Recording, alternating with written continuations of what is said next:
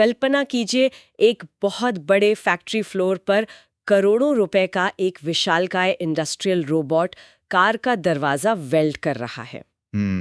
जो कि आज की मैन्युफैक्चरिंग में बहुत आम बात है। बिल्कुल। और अचानक एक छोटी सी प्रोग्रामिंग की गलती होती है और उस रोबोट का स्टील का भारी भरकम हाथ पूरी ताकत से कंक्रीट की दीवार या किसी दूसरी महंगी मशीन से टकरा जाता है। बाप रे, ये तो किसी भी फैक्ट्री मैनेजर का सबसे बुरा सपना है। एक पल में लाखों का नुकसान। हाँ, मशीन खराब और पूरा का पूरा प्रोडक्शन हफ्तों के लिए ठप।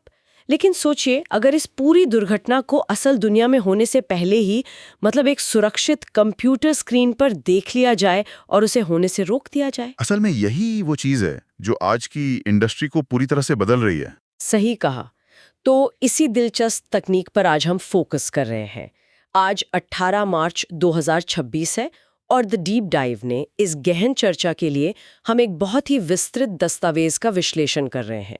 रोबोडी के mastering industrial robot simulation and offline programming. ये दस्तावेज वाकई बहुत सी नई चीजें सामने लाता है। बिल्कुल। तो आज का हमारा मिशन ये समझना है कि रोबोडी के जैसा सिमुलेशन सॉफ्टवेयर कैसे इंडस्ट्री 4.0 के दौर में कंप्यूटर स्क्रीन की वर्चुअल दुनिया और असल फैक्ट्री फ्लोर के बीच एक बहुत ही मजबूत पुल का काम कर रहा है। और ये पुल बनाना आज के समय में बहुत जरूरी हो गया है। मैं तो इसे इस तरह से देखती हूँ, जैसे ये एक फ्लाइट सिम्युलेटर की तरह है।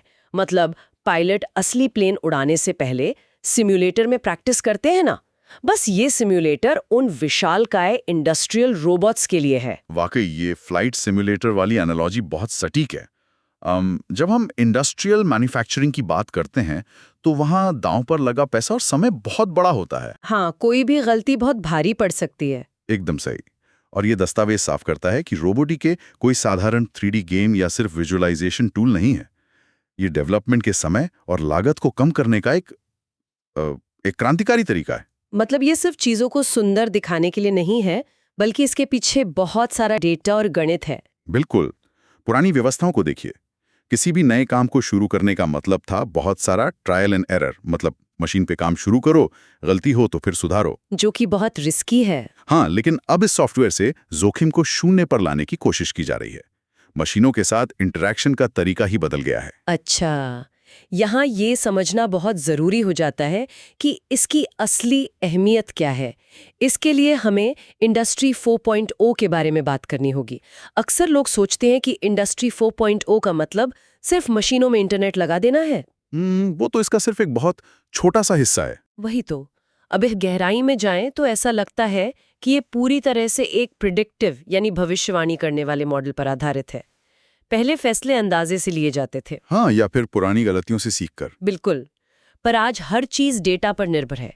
इस पूरी तस्वीर में ये सिमुलेशन सॉफ्टवेयर एक डेटा जनरेटर की तरह काम कर रहा है, जो पहले ही बता देता है कि भविष्य में क्या होने वाला है। और इस बदलाव को समझना ही इंडस्ट्री 4.0 की नींव को समझना है। ये कोई साइंस फिक्शन नहीं है, बल्कि आज की जमीनी सच्चाई है। तो मतलब कंपनियां असली रोबोट्स पर अपना पैसा लगाने से पहले अलग-अलग व्हाट इफ यानी क्या होगा अगर वाले परिदृश्यों को टेस्ट कर सकती हैं? हाँ, बिल्कुल। किसी रणनीतिक वीडियो गेम की तरह। जब कोई कंपनी असली मशीनें लगाने का सोचती है तो उसे पहले से आउटपुट जानना होता है। जैसे कि अगर रोबोट की रफ्तार 20% बढ़ा दी जाए तो क्या होगा? क्या वो काम जल्दी खत्म करेगा या किसी चीज से टकरा जाएगा? एकदम सही उदाहरण है। या फिर अगर कन्वेयर बेल्ट की जगह थोड़ी सी बदल दी जाए तो क्या रोबोट वहां तक पहुंच पाएगा? ये सब कुछ बिना एक भी पेच कसे सिर्फ कंप्यूटर पर कैलकुलेट हो जाता है। ये तो बहुत ही कमाल की बात है, बिना किसी जोखिम के सब कुछ टेस्ट कर लेना। और अगर इसके पीछे के विज्ञान को देखें तो ये सॉफ्टवेयर रोबोट के काइनेमैटिक्स का उपयोग करता है। काइनेमैटिक्स मतलब उसके मूवमेंट का पूरा गणित? हाँ, काइनेमैटिक्स वो गणितीय मॉडल है जो बताता है कि रोबोट के जॉइंट्स कैसे मुड़ेंगे और उसका हाथ 3D स्पेस में ठीक किस जगह पर होगा। ओह, तो इन्हीं समीकरणों को रन करके सॉफ्टवेयर ये भविष्यवाणी करता है कि मशीन असल में कैसा बर्ताव करेगी। बिल्कुल। और जब वर्चुअल दुनिया में ये सब हो रहा होता है तो किसी मशीन के टूटने या किसी इंसान के घायल होने का कोई खतरा नहीं होता। ये वर्चुअल टेस्टिंग स्पष्ट रूप से बहुत फायदेमंद है। लेकिन मुझे यहाँ एक बहुत ही व्यवहारिक सवाल पूछना है जो अक्सर फैक्ट्री मैनेजर्स को परेशान करता होगा। हाँ, बताइए, क्या सवाल है? जब फैक्ट्री में काम चल रहा है और अचानक रोबोट को कोई नया प्रोडक्ट बनाने का काम देना है तो पुरानी व्यवस्था में तो पूरी असेंबली लाइन रोकनी पड़ती थी ना।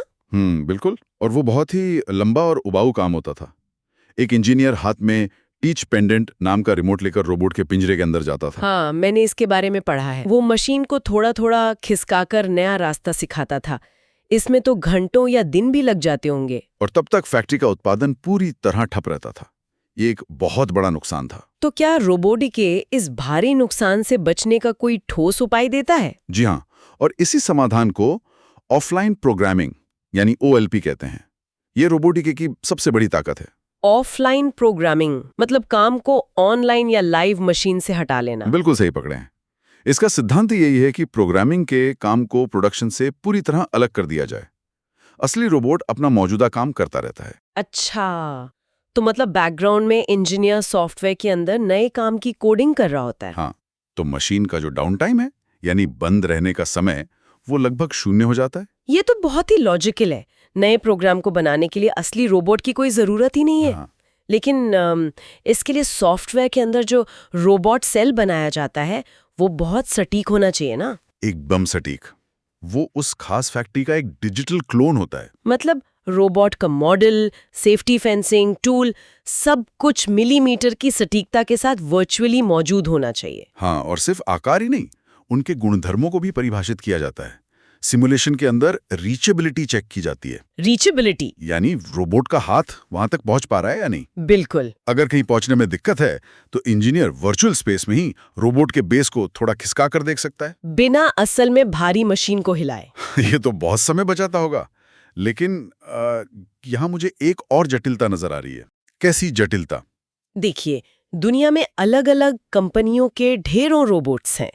कोई ABB का इस्तेमाल कर रहा है, कोई कूका का, तो कोई फैनुक का। हाँ, मार्केट में बहुत विविधता है। और सबकी अपनी कोडिंग भाषाएं होती हैं। फिर अलग अलग पार्ट्स पर काम होता है, जैसे कार के दरवाजे से लेकर मोबाइल फोन तक। तो एक ही सॉफ्टवेयर इतनी विविधता को कैसे संभाल लेता है? यह एक बहुत ही वाजिब सवाल है। ये कुछ ऐसा हुआ कि एक ही दुआशिया दुनिया के हर भाषा बोलने का दावा कर रहा हो। हाँ, बिल्कुल वही। तो रोबोटिके का आर्किटेक्चर इसी तरह से डिजाइन किया गया है कि वो ब्रांड न्यूट्रल रहे।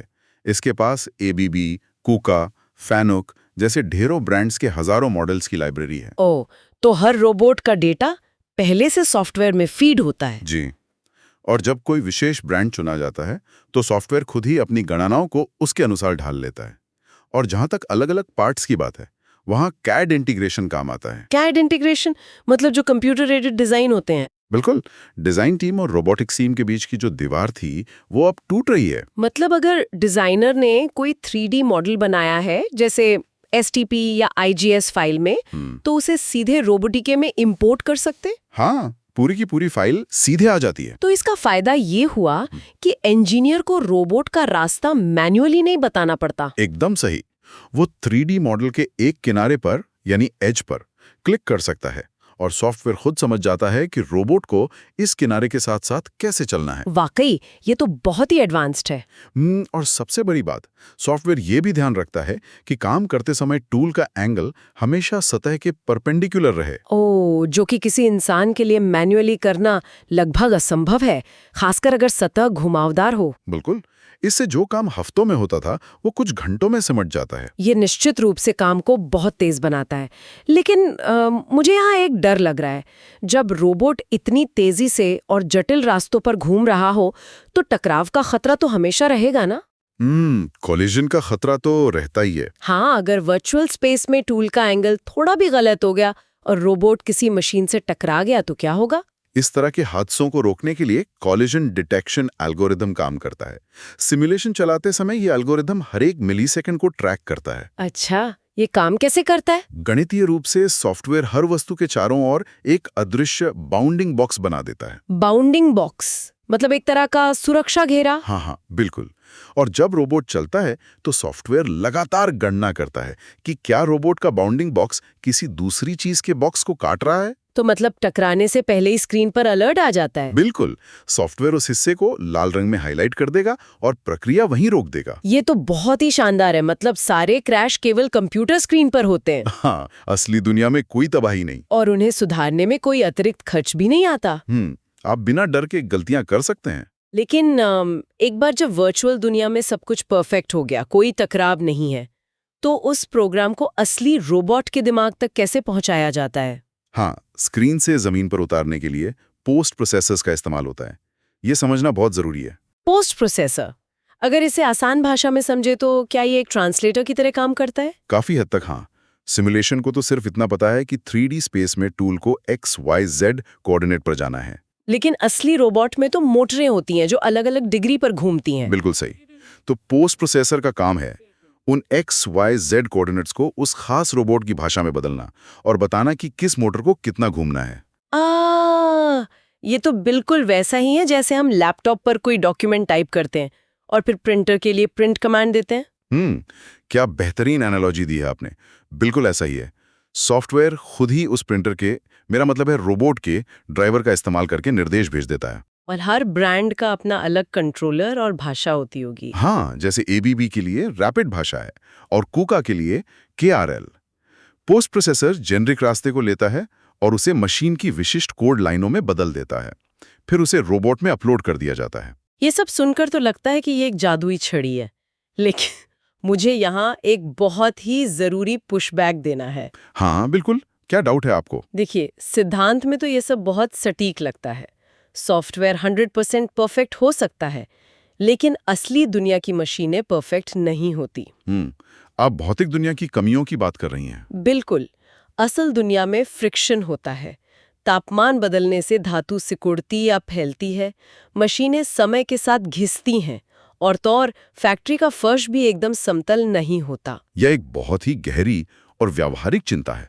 रोबोटिक्स इंजीनियर्स इस समस्या से रोज जूझते हैं। तो क्या स्क्रीन पर जो एकदम सही दिख रहा है वो हमेशा असली दुनिया में काम कर पाता है? हमेशा नहीं।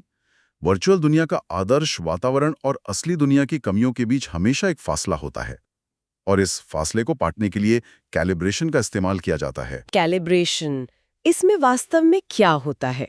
क्या हम रोबोट को दोनों दुनिया के बीच का अंतर सिखाते हैं? इसे ऐसे समझिए कि कैलिब्रेशन में हम असल दुनिया से डेटा लेकर सिमुलेशन को अपडेट करते हैं। अच्छा, वो कैसे? लेजर ट्रैकर्स या प्रोबिंग टूल्स का इस्तेमाल करके असली फैक्ट्री फ्लोर पर मशीन या टेबल के सटीक कोऑर्डिनेट्स मापे जाते हैं। हो सकता है वर्चुअल दुनिया में टेबल सीधी हो, पर असल में कुछ मिलीमीटर तिरछी हो। ओह, तो हम वो भौतिक डेटा वापस रोबोटिके में डाल देते हैं। बिल्कुल, जिससे सॉफ्टवेयर अपने वर्चुअल वातावरण को असली दुनिया के हिसाब से शिफ्ट या एडजस्ट कर लेता है।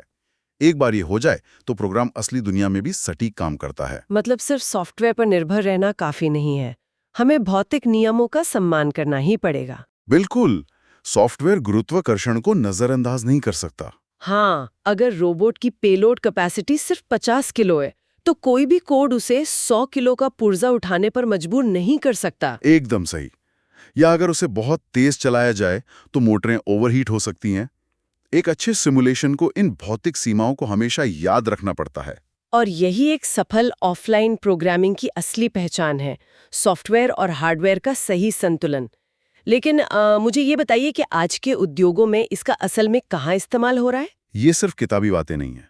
ऑटोमेशन में उन जगहों पर रोबोटिक का बहुत इस्तेमाल हो रहा है जहां अत्यधिक सटीकता चाहिए, जैसे कि रोबोटिक वेल्डिंग, वहां तो 1 मिलीमीटर की चूक भी पूरे पार्ट को खराब कर सकती है। बिल्कुल। वेल्डिंग में सिर्फ एक बिंदु से दूसरे बिंदु तक जाना काफी नहीं है। रोबोट को बहुत ही जटिल रास्तों पर एकदम समान गति और एक निश्चित कोण पर चलना होता है। हाँ, अगर रोबोट की गति बीच में कहीं भी धीमी हो गई तो वहां ज्यादा मेटल पिघल जाएगा, है ना? हाँ, सही कहा। और अगर तेज हो गया तो वेल्डिंग की सीम कमजोर रह जाएगी। सिमुलेशन ये सुनिश्चित करता है कि रोबोट पूरे रास्ते पर एक समान गति बनाए रखे। और शायद कारों की पेंटिंग में भी इसका यही फायदा होता होगा। पेंट की परत एकदम समान मोटाई की होनी चाहिए। हाँ, वहां सिमुलेशन तय करता है कि स्प्रे गन की दूरी और गति हमेशा एक जैसी रहे। पिक इन प्लेस जैसे जटिल कामों में भी ये अचूक साबित हो रहा है। ये सब सुनकर एक बात तो बहुत स्पष्ट हो जाती है, ये पूरी तकनीक उत्पादन की गुणवत्ता को एक अलग ही स्तर पर ले जा रही है। निरंतरता बनी रहती है। मशीनें बिना थके लाखों बार एक जैसा काम कर सकती हैं। और सबसे बड़ी बात, जब गलतियां नहीं होती तो माल की बर्बादी यानी वेस्ट भी कम होता है, जो किसी भी फैक्ट्री के लिए सबसे बड़ा खर्च है। और पर्यावरण के लिए भी तो एक बड़ी समस्या है। ये केवल मुनाफा कमाने का तरीका नहीं है, संसाधनों के बेहतर इस्तेमाल का भी रास्ता है। बिल्कुल। और अगर हम भविष्य की बात करें तो ये ऑटोमेशन किस दिशा में जा रहा है? जैसे जैसे ये क्षेत्र विकसित हो रहा है, ये टूल्स इंजीनियरों को नई संभावनाएं तलाशने की ताकत दे रहे हैं। पहले जो डिजाइन बनाना नामुमकिन लगता था, आज उन्हें आसानी से सिमुलेट और मैन्युफैक्चर किया जा रहा है।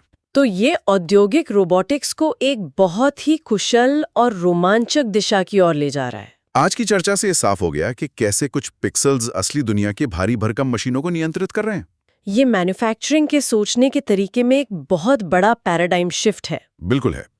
लेकिन आज की इस गहरी चर्चा को खत्म करने से पहले मेरे दिमाग में एक बहुत ही उत्तेजक सवाल आ रहा है, एक भविष्योन्मुखी विचार जिस पर हम सबको सोचना चाहिए। मैं भी सुनना चाहूंगा। ये चीज की भविष्यवाणी की जा सके, मतलब हवा का दबाव, तापमान, मशीनों का घिसना, सब कुछ 100% सटीकता के साथ प्रेडिक्ट हो जाए। जो कि सैद्धांतिक रूप से संभव हो सकता है। तो क्या भविष्य में किसी भी मशीन या प्रक्रिया को असल दुनिया में टेस्ट करने की कभी जरूरत ही पड़ेगी, या फिर आने वाले कल की फैक्ट्रियां असल दुनिया में एक भी नट बोल्ट हिलने से पहले पूरी तरह से एक कंप्यूटर सर्वर पर डिजाइन, टेस्ट और संचालित हो चुकी होंगी? ये तो बहुत ही गहरा सवाल है। क्या हमारी ये असली भौतिक दुनिया वर्चुअल दुनिया की महज एक परछाई या आउटपुट बनकर रह जाएगी? ये एक ऐसा विचार है जो तकनीक की दुनिया को लंबे समय तक मथता रहेगा।